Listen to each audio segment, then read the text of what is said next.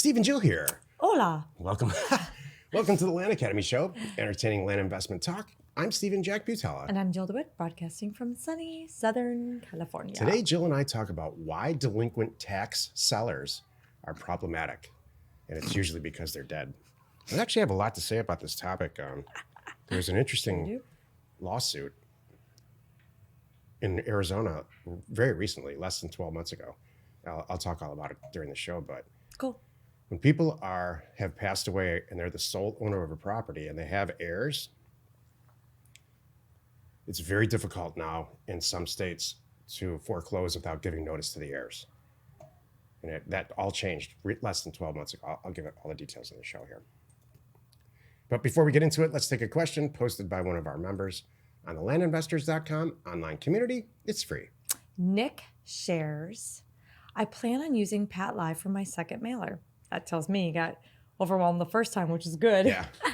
I found it difficult to answer calls at work. With Pat Live, I will be able to call sellers back after work hours. Will the sellers find this unusual to receive calls after normal work hours? I want to give the impression that I'm a part-time land investor, which I am, or am I overthinking this? Lots of answers. So there's a ton of answers on this question. Can I give mine first? Yes, I would love for you to. And Okay. then I chose one of the answers posted Okay. here. First of all, just so everybody knows and is clear, Pat Live is a great solution, and we really encourage people, especially in situations like this, where you can't hire someone, maybe you don't have the budget to hire someone to answer your phone, or you are working a job. We have a great deal that we offer to our members. It's 20% off, which, by the way, I have to say, because it's that's the most I could get out of them is 20% off of their normal rate. And so then what they told me was so cool. They said, we'll give you 20% off. If you want to keep 5, 10, 15%, give them whatever discount you want, you can do it. But you know what? We're the kind of people, this is how we roll. We give our people the full 20% off. I don't want it. I don't get anything from it. I want our people to be successful. So it's a good deal. Land Academy was put together by Jill and I to help people, Exactly. to provide the data and the tools that we use to be successful buying and selling land. It's not a profit center for us. It never will be. The real benefit that we get out of it is providing these tools to you and educating you so you and I can go be business partners together long-term and make tons and tons of money. Ding, ding. And so there's lots of people who have a different take on this out there. I'm noticing recently that feel like they need to somehow participate in this from an education standpoint to their own benefit. Yeah, And so it saddens Jill and I, quite honestly. it does. It's not the right reasons. Yeah, we look at this as like a .org, and we always have. It was a .org at one time. That's true. Maybe we should go back to that. We still have it. Yeah.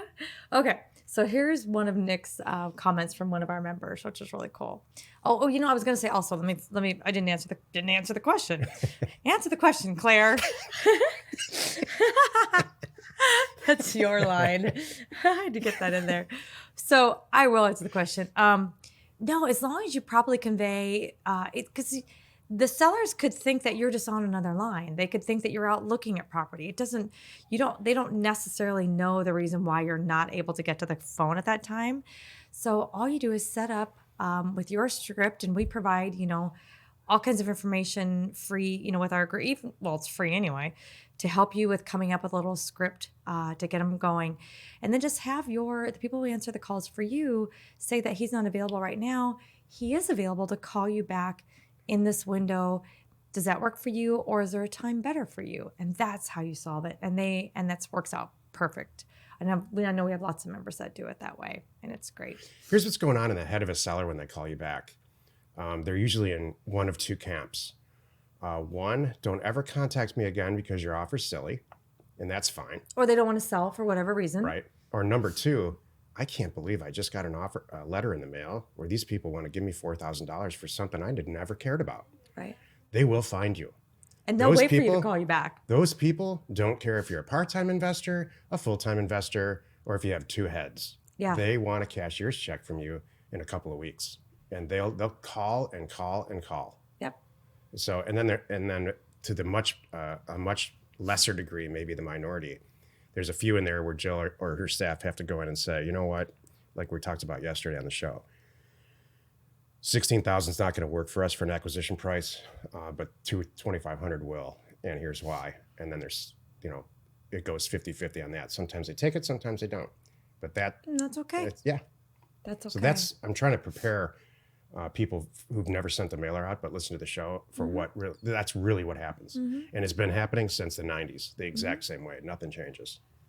We're going to pick a day. Let's pick a day and let's just make it a recording day, a call recording day that we'll just share like a handful of my best calls, good, bad, and otherwise. Well, I think what I'm going to do, and we talked about this yesterday, is I'm going to start a whole new podcast. Oh. And we'll do 1 or 2. Stop, really? Yeah. So, but How it won't cool be is us. that? It won't be us at all. It'll be audio only. And it'll just be you My phone or your calls. staff or phone calls. Yeah. Maybe 1 or 2 a day. How fun is Because that? we get 1 million a day. Yeah. Oh. And that's the whole show. I love it. You want to here's some of the calls I took today? That would be great. I think that'd be hilarious. Yep. I should. You know what else I could do? I could do Facebook Live. And I don't know. I'm thinking ahead.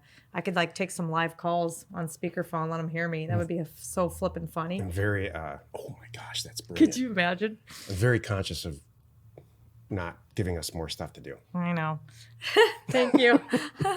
Okay, here's one of the comments from one of our members. Nick, don't worry about people knowing you're a part-time land investor. I actually tell my sellers that I'm just a regular guy trying to buy real estate on the side. You nailed it. And don't worry about calling sellers after work hours.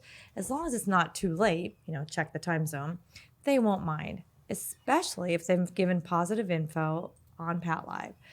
I talked to a nice gentleman at 8 o'clock on a Sunday evening once. He was just sitting down watching some television, wanting to sell his 40-acre parcel that he never uses. That's it. Just send the mail and return the calls when you can. That's it. There you go. They don't care. It's okay. And you know what, too? It's some of it.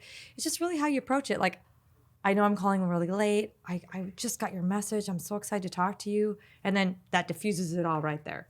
Can I say this, too? Because Jill and I have been working in the same office, again, like it's 2010.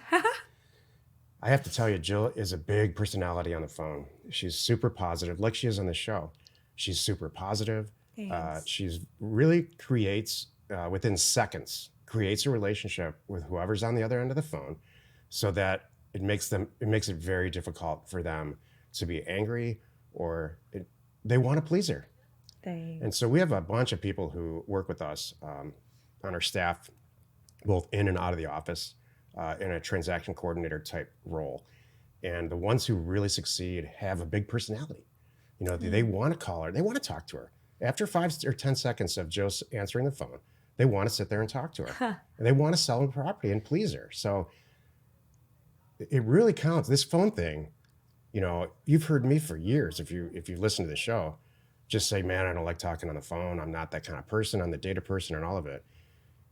You have to have somebody on your team, whether it's you or somebody that's your partner, be the phone person and be that personality. It really, really brings this whole business model home. Thank you. Yeah. Oh, that was a nice compliment. Thank you very much. Today's topic, why delinquent tax sellers are problematic, and it's usually because they're dead. This is the meat of the show. As I mentioned right in the beginning, there's a case where an heir, a person went and purchased a tax lien in Arizona and foreclosed on it. And not all tax liens are foreclosable, but some are, and I'm not going to get into that now. But this one was foreclosable. The buyer of the tax lien, just by buying a tax lien and any back tax amount any year, you get equitable title to the property, which means you have an interest in it. You don't own it yet, but you have an interest in it. And if you have an interest in it in Arizona, the way the statutes are written, you can foreclose on it. And the seller has one of two options. They either pay you the amount of the back tax, the lien that you purchased, pay you plus an interest, plus some admin fees and stuff on top of it, or you get the property if you foreclose on it. And if you're dead and your heirs are anywhere to be found, and you show notice according to the statutes and stuff, you own the property. And there's a very, very good chance you're going to have a successful foreclosure suit if the person's dead, obviously. Well, court ruled actually in Arizona that the heirs do have a claim and that there's a statutory period now following the lawsuit, where they can come, following the foreclosure, where they can come in and say if the seller's actually dead and he's the only one on the deed, or she, that they do have a claim, and that you have to, in your process of foreclosing on the property, find the heirs and serve them just as you would the owner. So what that makes all this this big long speech here, it just, if you're in the foreclosure business like we are, it adds time and money and it's a lot of steps, and it's okay, because what we're doing now is we're altering the properties that we choose to foreclose on. If the person's passed away, we just leave it alone, and that's it. So It's not that's impossible. It's extra steps and extra Right. time and extra length. And as long as you know what you're getting into, do your homework. Yeah. And you can do it. This is another reason why we just don't focus on delinquent property. True. So there's other programs out there that just focus on back tax property, Right. whether it's tax liens or tax deeds. And I'll tell you, you're asking for a lot of trouble if that's your only business. Right. Back tax property, there's a reason that properties fall into a delinquent state. And it's because there's issues. There could be liens, there could be all kinds of stuff going on. So it really takes the right type of personality. Unfortunately for Jill, I have that personality to work through all this stuff and systematically make it work for us. Jill has therapy twice a week because of it. Just kidding. So I'm to be just super kidding. clear, we dramatically make way more decisions and transactions out of what comes back in the mail than we do on delinquent tax properties. But I'll tell True. you, I foreclosed on a property once, a very large piece of property in Maricopa County that was all subdivided into 40-acre properties, and I netted $1.2 million on it. So it's worth it. Can I add something? Yeah. No? Okay. I want to make sure this is clear. Just because someone's behind 6 months or a year is not a big deal. So there are many people that they've stopped paying maybe a year or two ago, and they get your letter, and now here you come. Don't be worried about it. I just rolled that into the offer price. Once I find out that they haven't paid their taxes in 2 years, I might change my offer price going, I'm going to catch up at the same time I'm doing this. My offer price is now this, and they get it and they know it. So those kind of situations are very easy, no problem. It's kind of a normal purchase, nothing funny that you need to Right. do or special that you need to do. And that's the deal with sending out mail. Yeah. You know, here's a fishing analogy. Buying a tax lien and foreclosing on it is like dropping a line in the water without any electronic fish finding devices or whatever, and you're just going to kind of see what's Right. going to happen. Sending out mail is like casting a 2-mile wide net, and you're going to catch every single fish within 2 miles and drag it up into your boat. Because when you send the mail out, you hit the back tax people anyway. Right. You're going to get it all, and then you're going to decide which ones you really want to buy. So the delinquent property thing is this happens to be what this episode's about, but it's not our business model by any stretch. Right. So I don't want to leave the impression that, there's these late night TV shows on, then they show a picture of a beautiful house that somebody bought for $1,200 on a back tax sale. Right. That's all possible. Extremely unlikely in the real world. Right. I bet the lottery numbers are higher. Yeah. That's so funny. That's good. I love it.